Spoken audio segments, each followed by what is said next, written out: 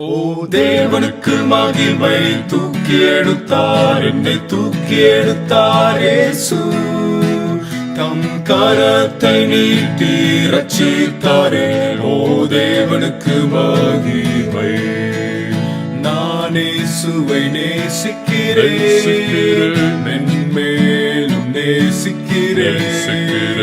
அக்காரையில் நான் நின்று அவரை என்றென்றும் வாழ்த்திடுவேன். அக்காரையில் நான் நின்று அவரை என்றென்றும் வாழ்த்திடுவேன். இயேசு கிறிஸ்துவின் சீடராகுவோம், விசுவாசத்தில் முன்னடப்போம். இனி எல்லாருமே அவர் பணிக்கெனவே ஒன்றாய் என்னாலும் உழைத்திடுவோம். நம் இயேசு ராஜாவே, இதோ வேதம்